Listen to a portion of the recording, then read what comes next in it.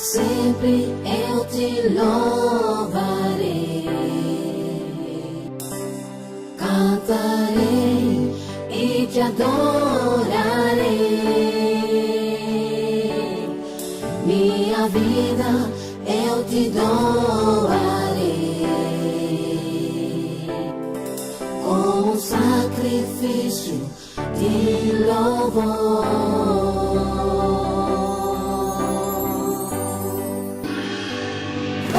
Sempre eu te louvarei, cantarei e te adorarei. Minha vida eu te doarei como sacrifício de louvor. Para sempre eu te louvarei, te cantarei e te adorarei. Minha vida eu te doarei como sacrifício. Comment on va contrôler? Ce va dire tout qui? La vie qui est la bitumba qui au sein. On dit bitumba. Ce que dit tout qui? Et comme que non, bon, la naloka basi. Je viens d'une famille polygame. Ok. Polygame. Alors je lutte beaucoup que polygamie et les Canadiens n'ont été. En tout cas, c'est ça, j'ai pris beaucoup. Dans la connaissance à Makambouana et comment maintenant cheval de bataille n'angai. Vous avez la connaissance de Makambo moi mingi par rapport à Makambo nyoso baye bisayo na l'expérience aux ana na musala nzambe. Avant tout comment na ba étape nini nokutana na nzambe et comment des choses s'est passées. Mais est-ce que toyoka balobara ke ils a pas sindukia longa Congo la ndipena mutu na poto? Est-ce que une expérience aux alentours de le monde ya bonzambe na masolo ni bakoko na bino bazalaka na kata sorcellerie ya makasi ba papa kulutu ba vivre na kata sorcellerie ya makasi na yebiki na masolo oyoka pe? Premièrement, na monde de sorcellerie frontière ezalaka. OK. Na vana bandoki mingi. Alors biso que frontière ezalaka. Parce que agwa atteindre akokoma monsieur ezalaka ya comité moi makila na yo ekoloba ezalo kwa téléphone mobimba. Tu comprends? Ba ko repérer yo et à partir ba ko repérer wana ozana ba marque na bango. Marque à famille ozana ngo. Ya ato ozana onction ndenge nini ato ozana forme nini sachant que ezana ba réalité ebele oyo okoko échapper te ata muke. Tu comprends? Ezana ba réalité ebele okoko échapper te okolonga jamais moi na papa na bino. Oui, jamais. Donc makila papa na bino soki na baketa na Aden ba okuta te ke makila Yesu mtezo vous na Aden makila Yesu jamais ba okuta makila nani ya papa oya yo. Alors papa pe makila na euti et pas papa na ye kuna pe euti pa papa na bango. Tu comprends? Yango siko yango to lui source. Parce que si tu n'arrives pas à détecter la source, comprenez que l'objet que vous avez le problème.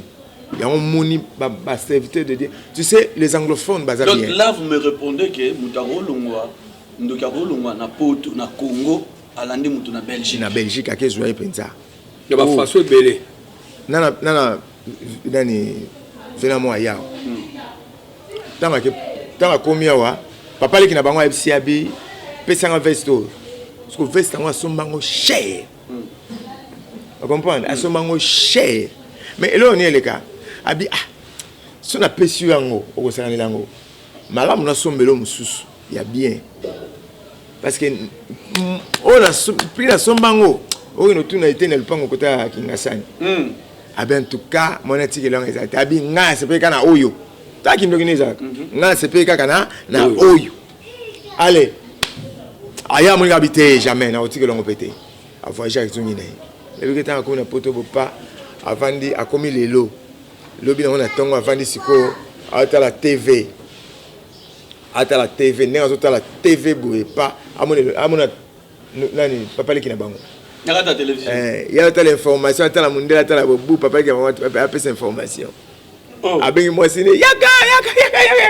Il y a telle papa qui. Quand moi, ça se dit, pan, TV Koufi, il n'y a pas Kangami. Alors, tu as Kenda Koufa. Ah bon? Ah oui. Donc c'est là vous voulez nous confirmer qu'un sorcier peut quitter au Congo à la dépendance aux États-Unis. Ou a eu contact. A eu contact. Na bateau baza pembe na yo. Bateau na ba jouer kaka o ezali nini scénario. Était donc neti ba jouer pont. Ba jouer pont. Ba jouer pont. Entre famille na yo na yo donc bango siko baye ba une mission que bon biso tozane awa bon moi ndé non to la poste en tout cas à revivre té bon ça va bon refuta biso combien bon to refuta bino boye ça va ba sali ba bano ça la mission on mona pe mutu na ye le roi moninga na yo camarade na jouer pe aye solo là bo solo ka bien à lui ka moyen moko bo pa à éliminer et sinon alors tozongi tozokita aussi ça émission à l'élo mais avant parce que deuxième émission na koya kaka poto solo la makambo itali délivrance ndenge nini okotaki pe délivrance na monde ngo le kaka ndenge nini mais ce que na ina nazonga na kata libota na bino na kata bakoko na bino parce que bakoko na bino ba uti na kata sorcellerie lelo zo sunga batu makasi na ministère na yo po ozwa ba information oyo oyebi nini ni salaka na kata ya monde wana ya sorcellerie. Quelle était la relation? Il y a bandoki on se va aller à ta famille na bio. Bazai ko yokana, bazai ko lia ko met l'ensemble. Ah bon. Bandoki bazaki un peu na moi ba makamuna bango. Na boye somo na confusion ça. Mais kuna en tout cas faut bosala o mission mettre bien au tinda bino. Bosala donc bon. Maintenant on a peut-être ba surtout ba père nanga po ba koko ba mikufela na bango ngaza kade na okuta ba koko na bino ba kufi mais ba makamu na bango nde yango na kuta ya makasi makamu na bango makasi yango na kuta et puis koyokana bano yokana bango to ba yokana na bango voilà je vois que ba en amike kaka kuta mais kuna na monde en tout cas. Bon, excusez, quel est question moyelinga par rapport à la famille, n'engazoroba. Mais ba rôle ya chef, ya famille. Ton rôle ya chef coutumier na kata famille. Ton chef, ou ya porte. Non, chef coutumier dans la pour village. Ok. Mais na kata famille, ba na chef ya famille. Chef à famille, rôle na ye, ezala kanini na nengi ya nengi ya nini. Bon, premièrement, pour exécuter ou ezali mibeko, ba lois établies. Rôle naïe, ils arrêtent qu'à protéger. Ne pas tout seul, non. Il y a protéger la famille. Pour exécuter les lois établies. Oyo, au batouana basinia. De ozawana, il faut osa la ndenge yo kuteli. Na famille yo tozala kaboye. Na famille yo bazala kaboye. Donc yo ozawana pour na ko veiller sur yango. Kelo ko murete ngama te. Et ça les mabongo mutu. Nous sommes ça la yango. Loi établie à la mort précoce. De yopoye, on continue à la loi établie. Ozaka kawana pour exécuter kaka ou ezali. Donc yo zawana te que non pour le ban non. Donc oza exécutant. Chef à famille. Oza bozate pour négocier. Dans ce monde là on ne négocie pas. C'est ce que j'ai compris.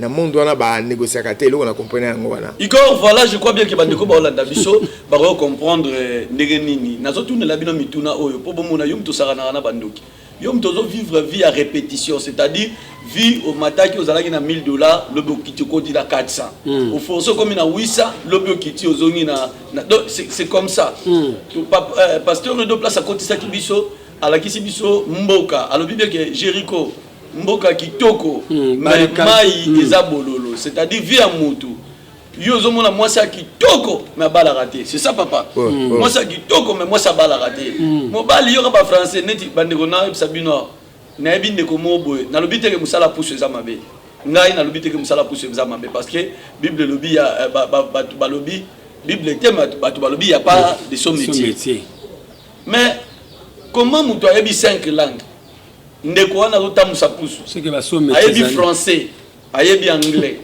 ayebi espagnol alobaka portugais asangisi na ki italien ye mutu moko 5 mais na moment na Sabino akumbaka pusu na Congo ko ba langi neso asa na Congo awa c'est-à-dire papa atangi mais akumbaka pusu. Donc je crois bien que Babiloko Nyonso oyo tozo bimisa papa zo bimisa wa pasteur papa Moulala et ce sont des choses vraies oyo lelo batebele bazo bika na mabota na bango. Et loko nazo sepela na pasteur Edo pourquoi parce que yemoko auti na kati ya c'est-à-dire tant tozo bel kamba source pasteur azo lobate Babiloko il parle de leur source et quand il va vous dire ce qu'il est devenu aujourd'hui, vous allez comprendre que ceux qui ont la source Yamabé au lieu de France c'était le tira la garande voilà. Et même comme ça national pasteur de na banga makasi na kasi arrive sur koko na ba mo ali moi amufate mo ali moi ah c'est que makambuza n'est pas ça ali moi ngeni non ndeka to beta masolo boy ba vandi masolo et moi telemi ndokia abia nakina ngai nakina ngai apusani ka distance je crois à 10 mètres ka bota le pena tuf akina ne baba marche pe biloko eli asala to ndengene ndeka terrible na mo amati akei eli amati akei za moni mutu bile ba moni nenga to limba bango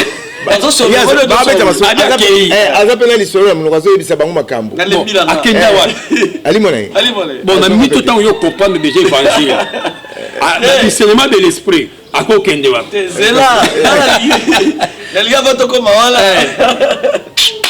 voilà comment on joue pas avec les diables la problème la raison on est pas te belé hein bazo bika na vie bazo vivre vie moko boye mais pas se rendre compte quand vous vivez ma bé yazo mona lokola ce n'est que normal voilà pasteur Edo lelo za na bato mona donc tout le bac chaque famille bazalaka comme bazana représentant na bango bazala pe na signe na bango bazana signe na bango parce que ça na ba condition au bato bayo kanaka mutu akesa l'alliance ba poser ba condition ba opesa ye ya accepter yango et c'est que bino nion se faut beaucoup tanaka ta condition na nzamba kutena Abraham abseni abifo aussi circoncis yo mona banana circoncision et la condition et ba signe alliance ba signe alliance ba famille nyonso ezali on okuta na famille na bino on okuta ça makamoko bo soko vandisi pena mutu bo soko yebite o vandisi pena yebise pena que non signe alliance na biso eza boye ba musu ba créer ba totem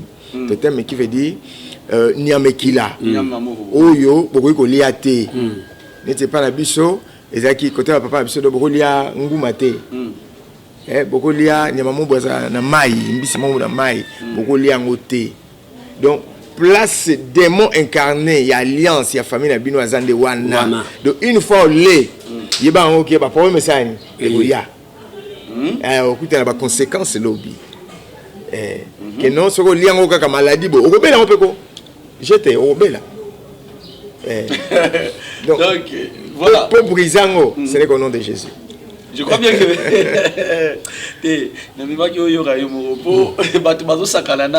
na vie. Les gens jouent avec la vie. Frère, ma soeur, yom tozolanda biso. Rosa à peine à Congo terre. Rosa là aux États-Unis. Nous allons vivre vie différente na bateau na bango. Voilà. Ogoyoza na Belgique. Nous allons vivre vie différente na bateau na bango na Belgique. Rosa posa na Congo ah. Moi c'est qui toko boza 7 6 5 ya na bino bosa bomi libal ya mi bala bomi libal est-ce qu'il y a mis ça au bomate papa Bible lobby na Ézéchiel 16 verset 44 totanga Ézéchiel bobolo bateke ote za makambo na bango yebi bango tokende Ézéchiel combien papa 16 verset 44 bolimbisi na zana vers na ngai te mais nazo bosani ba vers na ngai oh là là Ézéchiel voilà Ézéchiel combien pasteur 16 à partir du verset 44 Tutangi 44 voilà Tutangi voici tous ceux qui disent des proverbes t'appliqueront ces proverbes telle mère telle fille allez-y Nakiti tu es la fille de ta mère qui a épousé son mari, qui a repoussé merci, son mari et ses enfants. Tu es la sœur de tes sœurs qui ont repoussé leurs maris et leurs enfants. babi babi telle mère telle fille hein telle mère telle fille babi tu es la fille de ta mère qui a repoussé ou a bengana mobile na ye donc ye tanga tomboki kaka na mobile na ban bobi tu comprends tu es la sœur de tes sœurs qui ont repoussé au moment venu à sala yango pe kaka bayano basala nini ba usala yango basala yango pe basala yo pe oko échapper te OK oko longwa te yebake ekozwa yo mama kulutu na ngai grande sœur la mama ano beta mobile na ye ano beta mobile soka tomoki ko beta mobile bo malibala te papa te ba bumela penati mobile wana donc akufa pena na maboko na ye moko ya makofi te non akufa pena abela abeli mama kutaza ko beta mobile alors beta ye na bisa mama kutu ngabe soki nga mena tikele ndako na kena obeta ya solo te na kena ngai mwasi mo ka fanda mobile so pona salo mabete na butu na kela ngaka na kena ke pa biso po obeta ngate mais eloko to mona oui ba nièce na biso ezui ba yaya te hein bana te mais ezui ba koko oui ne ba nièce na nga je crois 3 bano beta mbele na bango suka comprends bwana balandi koko na bango côté wana tu comprends abetu bana okima yo yaka wa okima te bon koko la mino bala te hein avant na pena libala te bongo bino bo vana libala jamais. Donc bateau mondi lelo moi ça zo vivre na mobala zo moi c'est kitoko azole la ka mbali nga mobulu ya basi mobali nga mobulu ya basi atunite sur sa mobali na ye mususu pena bi papa na sala mobali nga nyonso esengeli na posa mbela pesa nga bolingo me mobali azoko lolinga libanda do source na bisenga bi zonga na no pa na bino ezala ndenge nini tango avandi nga bikyo tuna mabino maman non azwa kimia atikala ko zwa kimia te na libala na ye oh là là ata mokolo moko te papa pumba kaka e bongo yo mwana mibali basani soit boma libala OK no mobali no so bala to bomi ya senga bon bano luka délivrance ko prier. Voilà, mesdames et messieurs, nous sommes à la terme de cette grande émission l'Emsakabino qui est télévisé Zaral Kamangonga et nous avons fait ça 1 minute et pas le pasteur Edo. Et puis l'évangéliste Moulex qui est avec nous au plateau, ce qui ça, 1 minute par rapport à la dernière mot, il y a émission, il y a Mokola Lelo. Malobé pas pasteur 2 et puis dans le numéro de téléphone, Bandeko Baniba Zoayo, Bako Kutano. Ce qui est Olinko Zwanga, na plus 243 89 80 67 925 89 80 67 925. Voilà, aujourd'hui on a WhatsApp. Vraiment bien aimé, je crois au Yoki. Au yebi place yo uta peut-être yebi toza ignorant mais tuna ba yebi sa yo makambo zo kuta nango eza bato ba kuta nango na famille alors luko yeba pe luka délivrance so bengi biso to ko aider yo vraiment nzambe apambola papa Richard merci na saluer encore pasteur Malela vraiment nzambe apambola yo et na encore dans la joie comme on a évangéliste Moulex dans le théâtre na théâtre nous sali kokuma mingi yena kiliko koma po kiliko mato parce que ça natala esili ba esili pa ba prière mais et yaga na ngopere moko ba Moïse badali bongo na saluer mutu nyonso o landi biso vraiment nzamba pambola yo et puis ma chérie mon cœur Maman Christelle. Ya. Ya papa Edo. Place Moutela Vandaka. Maman Christelle. Place Moutela Laka. Place Moutela Laka. Place Moutela. Maman merci ta papa Bola. Papa Langa Molimo. Pasteur Omega. Et mon Nangai de grâce Nangola. Et papa Alphonse. Tout le monde. Nzambe Apambola Bino. Colorado, vraiment tu es béni. Merci. L'évangéliste Moulala, un mot par rapport à l'émission Oyebomoto 6. En tout cas, vraiment la béni, vraiment Nzambé, et émission pour nanga édifier ban Nzambé belé, et ça sans frontières. Ne te robali kambo to robeza sans frontières. Et surtout toi même na Bible, tangu David a goti kabilo ko pa bande konaye, amoni bato kima. Nini yango habite kasi Goliath te. Oh asali ndo le coup de 40e judo a finga kanaye do sabti keza même suba mesala bango nengi pas frère autolobake alobaka anglais alobaka yepo na a message na musala na ye do a message na condition organiser condition ya ko mesanité ya omesana te so soki David ayaki te de 41e jour nga ozala to David ayabi non makambo fait ça la nini esila te lelo kutu 39e jour bakimaka na bango ka Goliath donc ba message na bango na passe na bango donc faut tozonga na source de bandaka les premiers bandaka la première jour deuxième jour ti David ayako na 40e jour donc soki David ayaki te oh le véritable David c'est Jésus-Christ déjà ma canson na famille na vie ne fait souka et ma canson na vie il faut esouka ti kanzamba pambola pakamalela place aux alliés vraiment na pesi mbote pakamalela nzambe fuma pambola yo na biki batu nyuso ozola na 4 ko na pesi papa na nga molimo bando pesa pasteur Roger Chikala na pesi mbote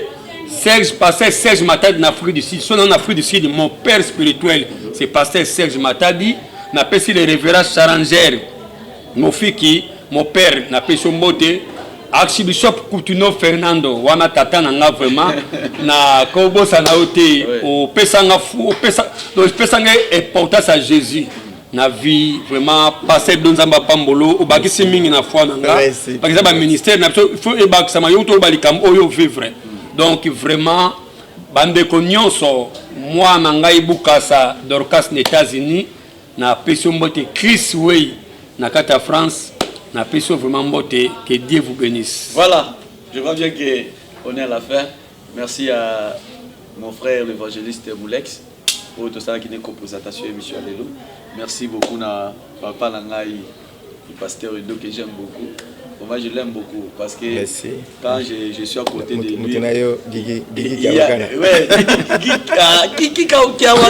lui c'est mon frère Akati en France, la passion beauté, Belé de Olanga Kiki Kawakana. L'évangéliste Ike, évangéliste Ike, Bali, Ike, na Biché pour Pessi Biché Ike la peine na passion beauté. Na bosanité Max Mbenga lo face à papa Mokambi, na passion beauté. Merci à mon pasteur, les boss, le grand producteur, l'homme de Dieu, le pasteur Malé. Merci à grande sœur Rita, Rita Dostina partie à Londres. Bambote Belé, Nabino Sobaï, pourquoi pas, je dis un grand merci à mon caméraman, c'est lui qui était derrière la caméra, il s'appelle Ikorn Singa, un homme blanc parmi les noirs. Merci. Ponanga de Suki Awana Kozonga, Balasimato Sona Pasteur Edo, Nengi Nakutana Nzambe, pour Kuutakuna, to Yebisu. Nakukameli Yawe, Papa na ngai.